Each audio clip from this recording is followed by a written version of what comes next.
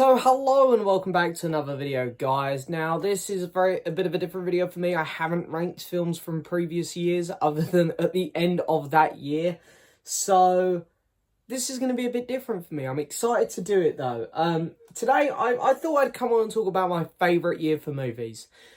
2014, and I'm going to run down my top 10 best movies of that year because in my opinion I feel there were just so many great movies that year. And I know some people are going to say, oh no, that's not the best year for movies, blah blah blah. Fair enough, but in my opinion it's the best year. It's the best year that I know where films come out. Like there was so many incredible films that year, and there's so many great ones to choose with. I've got quite a few honourable mentions here before we get on with the top 10, because I do want to acknowledge some other films, because it was such a great year for movies, in my opinion. First off, though, there's a couple films I want to quickly mention which I haven't seen, and that is Under the Skin, starring Scarlett Johansson, and Her.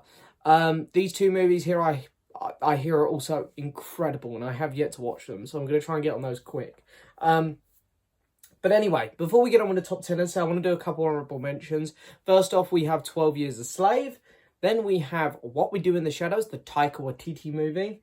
We have Big Hero 6, the Disney animated movie. X-Men, Days of Future Past. Yes, remember when Fox owned the Marvel films? Yeah, I know. I'm pretty glad we got away from that. However, this was actually a decent movie. How to Train Your Dragon 2. Then we have Godzilla. I know that's a bit of a controversial one. Not many people, some people didn't like that movie. I actually really enjoyed it. The Lego Movie. And then we have a couple here which I actually feel horrible having actually made the top 10 because they're incredible movies. But anyway, Guardians of the Galaxy, Live, Die, Repeat, Edge of Tomorrow, and then Dawn of the Planet of the Apes. I actually felt horrible not putting those three in my top 10 because they're incredible movies. But nevertheless, there were a couple I slightly preferred. So anyway, should we get started with number 10? And I'm going to give 10th place to Snowpiercer, the Bong Joon-ho movie, starring Chris Evans, John Hurt. Wow, what an incredible film. Funny enough, this one here, all these films that I've just like that I'm going to talk about, and the ones which I just mentioned as honourable mentions, I saw all of these a good 3 years ago. You know, it's been a while. I saw most of these the year they come out. Snowpiercer is the one here, which I literally watched for the first time about a month ago. This one's still very new to me, but wow, what an incredible film. Bong Joon-ho has become one of my favourite directors. You know, of course, you have Parasite, which we all know and love now. I watched Mother for the first time a couple of weeks ago as well, which was really good. And I'm looking forward to carrying on watching Mysteries of Murder, Barking Dogs Never Bite, and The Host, I think is the name of the other one. And then there's the Netflix one, Okja, which I'm also looking forward to watching. But Snowpiercer was fantastic. I love the concepts of this one. I thought it was shot really well. And I love the quirkiness of this one, because while there's a very serious undertone, it has some real quirky moments to it, which you can really see bleeding through Bong Joon-ho's style, not only in just this film, but all of his others. I think all the actors do a great job with the script. Tilda Swinton, I want to say, she actually stood out to me really well. John Hurt was fantastic in this. I know some people say Chris Evans was a bit miscast in this, but I really liked him. I thought he was fantastic in this role. Snowpiercer is without a doubt one of the best movies that come out in 2014. Next up, we have, based on the true events, The Imitation Game, starring Benedict Cumberbatch and Keira Knightley. It's also Mark Strong and Charles Dance in this movie. It has a very strong cast. Now, I love war films, and the I can't say the bloody word. Enigma Code. There we go. It's a fascinating story, and not only because of what they were trying to achieve, but you've got this whole undertone of like, I forget the guy's name, but the character that Benedict Cumberbatch is playing, you know, he's a homosexual and he doesn't really want people to know, so he sort of falls in love with Keira Knightley's character, and it's heartbreaking to watch that relationship dissolve. But on top of that, it is just a fantastically well-made movie in terms of, like, visuals. The costumes and the sets are incredible. And I love the pressure that this film puts the main characters, which sort of implies, you know, it puts the audience under. And I think it works really well. It's a fascinating movie to watch. And it's heartbreaking at the end. And just because it's based on a true story, it really helps the emotional drive. And The Imitation Game is just a really, really great movie. But coming in at number 8, we have a Marvel film. We have Captain America, the Winter Soldier. Now, yeah, that's right. Marvel films made the top 10. You know, all those people who just want to crap on Marvel all the time, I really don't get it, because I know that Marvel can sometimes put out fluffy movies, which are a bit, you know, Ant-Man and the Wasp, you know, there really wasn't much character, I don't know, much enthusiasm about that movie, and then they do occasionally put out a movie which isn't great, like Captain Marvel, but sometimes Marvel do put out really, really awesome movies, and this was a great year for them, because as I say, Guardians of the Galaxy also as well, really, really fantastic movie as well, really wanted to include it in the top 10, but Captain America Civil War is, the Winter Soldier, sorry, is potentially my favourite MCU movie. I am a huge fan of Endgame, because I thought it just ended the whole Infinity Saga so well, but I think that the Winter Soldier, is definitely their most well-made movie. I think that what the Russo brothers done here was incredible. The pacing of this movie was brilliant. This felt like a Bond spy thriller, Mission Impossible. They made the character of Captain America cool, which was the hardest thing they had to do, because in the first Captain America movie, he didn't feel that super. And then in the Avengers, he looked really goofy. Whereas in this one, he's got a cool outfit, he's doing flips and stuff, he's doing more with a shield. He feels more like a hero. He's more courageous. He's got that more hero spirit where they have to decide. He has to tell, you know, Nick Fury's like, look, we got to let S.H.I.E.L.D. go. And I think the story is really clever. It works really well. It flows really well. I think this is the best character work that the MCU has had. Because a lot of characters start off really well in the MCU, or the ones that start off weak, like Thor, you come to like him over multiple movies. With Captain America, it was just a straight turnaround here. What they done with him was fantastic. And I think The Winter Soldier is, without a doubt, easily should be in most people's top 5 Marvel films. It's a fantastic movie. Yeah. Then, in number 7, I am going to talk about David Fincher's release of that year. This was the first David Fincher movie for me. I don't think I'd seen the Alien franchise at this point. I'm not sure, I might have. But this was the first new release David Fincher I experienced. And that is, of course, Gone Girl. So this film intrigued me to start with because I like Ben Affleck and Rosamund Pike, 2 really good actors there, which I've seen them in lots of things before. And watching this movie was fascinating to me because it's a mystery, and you're like, well, where did she go? And then halfway through the movie, you sort of find out, and the film does a complete 360 where you're now in this whole new situation. The movie feels completely different, and I gotta say, David Fincher is so good with actors, all the way back to The Game and Panic Room, and all the way through to his latest release of Mank. He works really well with the actors, and because Ben Affleck gives potentially his best performance here, Rosamund Pike, I think, gives her best performance that I've seen at least. And the story is just so mind-boggling. Some of the things that the characters do are truly vile. But at the same time, there are moments where you really feel bad for them. It's a fascinating movie. And it does something which Fincher films like to... It does something which Fincher... It doesn't do what a lot of Fincher films do. A lot of Fincher films, for me, don't know when to end. They keep going. There's another little bit, there's another little bit, there's another little bit, and there's the credits. This one sort of actually ends in a really good time, a really good place. And I think it's one of David Fincher's best movies, without a doubt. So, yeah. Gone Girl coming in at number 7. Coming in at number 6 is my favourite film from this director as well. And that is Mr. Christopher Nolan. And it is, of course, the movie Interstellar. I know, it's a bit of a controversial one. It seems like most people either have Interstellar in their top 3 Nolan films, or it's dead bottom. There are some people who really don't like it. And I think the people who don't like it don't appreciate the ending, which is fine. I can understand that. The ending to this movie is very out there. It does feel a little bit different from the rest of the movie, but I think that's why I like it and appreciate it. I like the fact that the movie was very clever. It sort of wrote back to the start. But overall, the film itself, I think, is absolutely brilliant. Matthew McConaughey gives an incredible performance. And another film which came out the same year was Dallas Buyers Club, which I haven't actually mentioned, also has Matthew McConaughey in. So he was having a great year. But I think the thing I love about Interstellar, first off, I want to mention the score. I think the score to this film is brilliant. But in terms of visuals, I think it is potentially like top 3 most beautiful movies I've ever seen. I think it is shot so well.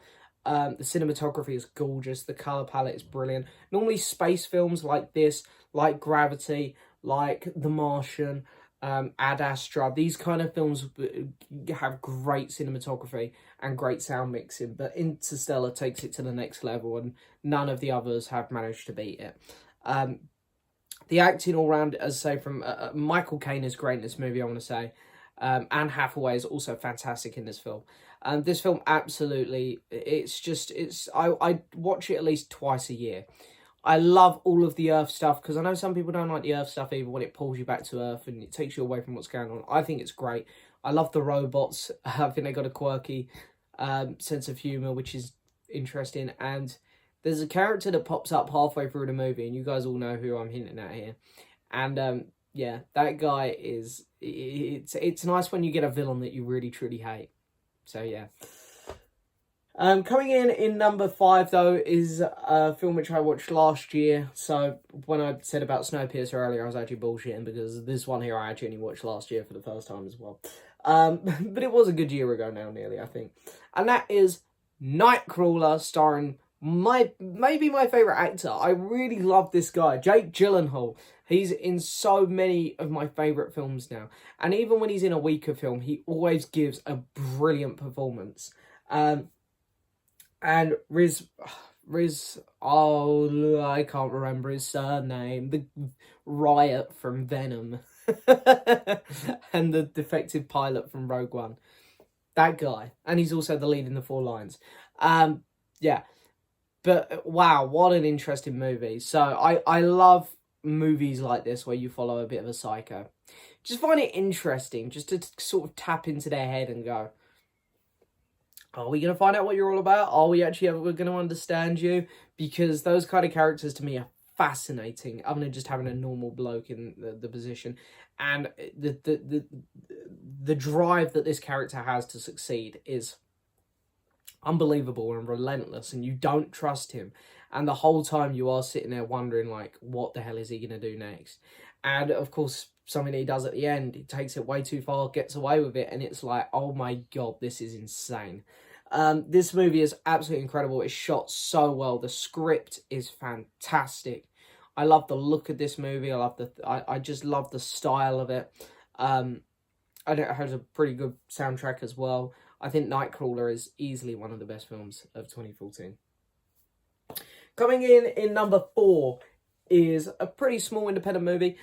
This is Ex Machina, which I know came out in 2015 some places, but it was an original 2014 release, starring Alicia Vikander. I think I said that right. Domhnall Gleeson and Oscar Isaacs, which is crazy because Domhnall Gleeson, Oscar Isaacs, you know, they're going up to star in The Force Awakens next year. And in fact, Domhnall Gleeson had an incredible year. You know, he had this, then he had The Force Awakens shortly after.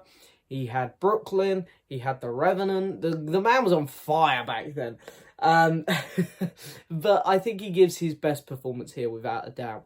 Alicia Vikander was fantastic in this film, but I think Oscar Isaacs stole most of the scenes. His acting was on point here. He shows how incredible of an actor he can be, and that's why I'm so happy he's playing Moon Knight over Keanu Reeves. And I know people wanted Keanu Reeves, but Oscar Isaacs is just a better actor, so I think he's going to pull off a lot of those scenes a lot better.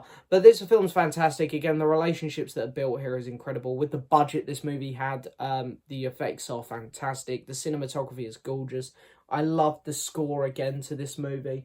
This film has so much going for it. I genuinely think in every aspect, cinematography, colour palette, score, editing, sound mixing, everything was done to the best of its ability. This film is absolutely fantastic. So yeah, Ex Machina definitely deserved a place on this list. And I think if you haven't seen it, you should go watch it. This film is incredible with the budget it had. Incredible film. Next up, I'm going to talk about Birdman. That's right, Birdman coming in at number 3. Michael Keaton, Edward Norton, Emma Stone. What a fantastic cast there. Now, again, This is by Alejandro Gonzalez Inarritu, I think is how you say his name. Who had, again, he was on fire. The following year, he'd go on to do another incredible movie. But here, what I want to say with this movie is, it's cool, it's got his style, the one-shot thing, where it's just a constant tracking shot, which I personally love when films do that. And I know some people are a bit off about it. Like, I remember when 1917 came out, some people were like, I don't know about the whole one-shot thing. So, well, personally, I think it works really well.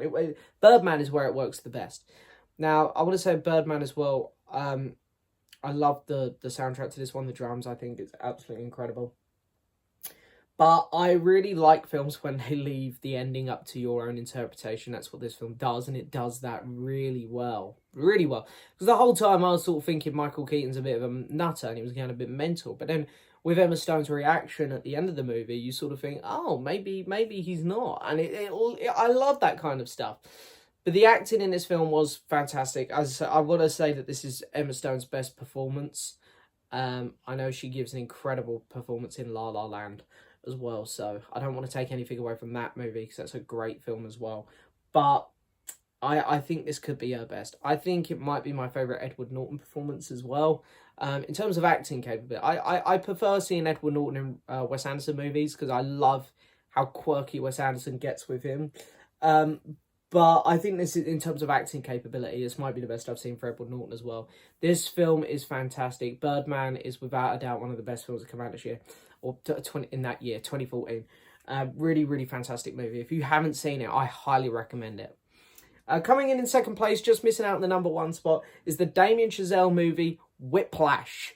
This film almost surprises me that it's this good. Because, don't get me wrong, Damien Chazelle is an incredible director, which I've come to discover. But at the time, I was like, this is just a guy learning how to be a drummer. I mean, how's that going to compete with some of, like, the movies we've just spoken about? But, wow!